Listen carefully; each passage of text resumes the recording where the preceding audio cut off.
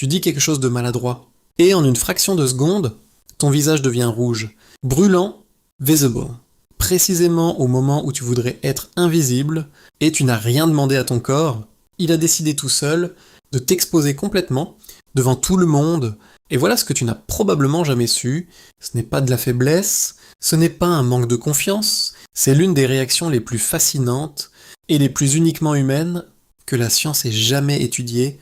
Charles Darwin lui-même a consacré un chapitre entier à ce phénomène et il l'a décrit comme la plus particulière et la plus humaine de toutes les expressions. Reste avec moi. Parce qu'à la fin de cette vidéo, tu vas comprendre exactement pourquoi ton corps fait ça et pourquoi tu ne pourras probablement jamais vraiment l'arrêter si ton visage t'a déjà trahi au pire moment. Laisse un like maintenant et reste jusqu'à la fin. D'abord une chose qui va changer ta façon de voir le rougissement. Les humains sont les seuls animaux sur Terre à rougir d'émotion, pas les chimpanzés, pas les dauphins, pas les éléphants, uniquement les humains, et ça ne s'est pas produit par accident, ça s'est développé au fil de millions d'années d'évolution, pour une raison très précise, la gêne est une émotion sociale, elle n'existe que parce que tu vis en société, avec d'autres êtres humains. Pour nos ancêtres, être rejeté du groupe signifiait la mort. Pas métaphoriquement, réellement, et c'est pour ça que le cerveau humain accorde une importance extraordinaire au regard que les autres portent sur nous. Le rougissement est une alarme sociale, visible, involontaire et extraordinairement révélatrice. Ce qui se passe dans ton corps, voilà exactement ce qui se passe. Quand tu rougis, ton cerveau perçoit une menace sociale, quelque chose qui pourrait te faire mal paraître aux yeux des autres, et il déclenche immédiatement le système nerveux sympathique. Ce système ordonne aux glandes surrénales de libérer de l'adrénaline. Dans la plupart des parties du corps, l'adrénaline fait se contracter les vaisseaux sanguins pour rediriger le sang vers les muscles, mais dans le visage, c'est l'inverse. Les vaisseaux sanguins du visage ont des récepteurs particuliers, appelés récepteurs bêta-adrénergiques, qui répondent à l'adrénaline en se dilatant plutôt qu'en se contractant, ce qui provoque un afflux massif de sang dans les joues, et le rougissement visible, ce mécanisme est entièrement involontaire, tu ne peux pas le contrôler. Comme tu ne peux pas contrôler ta digestion ou ton rythme cardiaque. C'est ton système nerveux autonome qui décide, pas toi. Pourquoi seulement le visage? Et voilà une question que beaucoup se posent. Pourquoi le visage et pas les mains ou les pieds?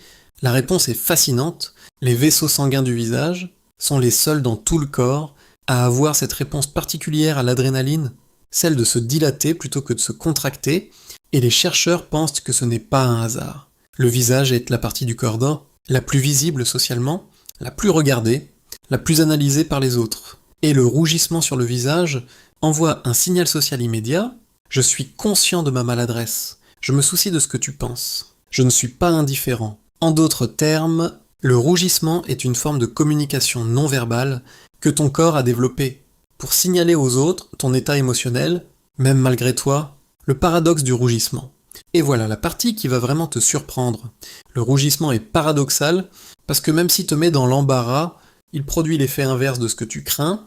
Des études menées à l'Université de Californie à Berkeley ont montré que les personnes qui rougissent visiblement sont perçues comme plus dignes de confiance, plus honnêtes et plus sympathiques par les personnes qui les observent. En d'autres termes, ton rougissement, qui te semble catastrophique, dit aux autres quelque chose de très précis. Cette personne se soucie de ce que je pense d'elle. Cette personne n'est pas indifférente. Cette personne est authentique. La gêne visible est un signal social positif, même si elle est vécue comme négative. De l'intérieur, on est à la moitié, et ce qui vient ensuite, c'est la partie la plus surprenante. Pourquoi certaines personnes rougissent beaucoup plus que d'autres, et pourquoi tu ne pourras probablement jamais complètement contrôler cette réaction. Abonne-toi si tu ne l'as pas encore fait. Pourquoi certaines personnes rougissent plus? Alors pourquoi certaines personnes deviennent écarlates au moindre regard alors que d'autres semblent ne jamais rougir? La réponse tient à plusieurs facteurs. Le premier, c'est la génétique. La sensibilité du système nerveux sympathique varie d'une personne à l'autre, et cette sensibilité est en partie héréditaire. Si tes parents rougissent facilement, tu as plus de chances de rougir facilement aussi. Le deuxième facteur, c'est la teneur en mélanine de ta peau. Les personnes à peau plus claire voient leur rougissement bien plus visible que les personnes à peau plus foncée, même si les deux rougissent biologiquement. Le troisième facteur, c'est l'anxiété sociale. Les personnes qui accordent plus d'importance au regard des autres, ont tendance à avoir des réactions plus intenses parce que leur cerveau perçoit les situations sociales comme des menaces plus importantes. Pourquoi tu ne peux pas l'arrêter? Et voilà ce que beaucoup de gens essaient de faire, contrôler leur rougissement. Et la réponse de la science est claire, tu ne peux pas, ou du moins, pas directement, parce que cette réaction est contrôlée par le système nerveux autonome, il ne te demande pas ton avis, il réagit avant même que tu aies eu le temps de penser. Ce que tu peux faire en revanche, c'est réduire la perception de menaces sociales. Des études ont montré que les personnes qui acceptent leur rougissement, plutôt que de le combattre, voient leurs symptômes diminuer progressivement, pas parce que le mécanisme change, mais parce que le cerveau perçoit moins la situation comme une menace, ce que peu de gens savent. Et voilà le fait final que presque personne ne connaît qu'un. Il existe une intervention chirurgicale, appelée la sympathectomie thoracique endoscopique, qui consiste à sectionner les nerfs, responsables du rougissement du visage. Certaines personnes souffrant d'érythrophobie, la peur pathologique de rougir, ont recours à cette opération. Elle fonctionne, mais elle a un effet secondaire fréquent, le rougissement compensatoire, le corps commence à rougir ailleurs, sur le torse, sur l'abdomen, ce qui montre à quel point ce mécanisme est profondément ancré. Dans notre physiologie, le corps trouve toujours un moyen de continuer à exprimer ce qu'il ressent. Voilà pourquoi tu rougis quand tu es gêné. Ton cerveau perçoit une menace sociale et déclenche une réaction dans les vaisseaux de ton visage qui provoque un afflux de sang visible. Tu ne peux pas le contrôler directement. Mais voilà ce que la science dit. Les personnes qui rougissent sont perçues comme plus authentiques, plus dignes de confiance et plus sympathiques.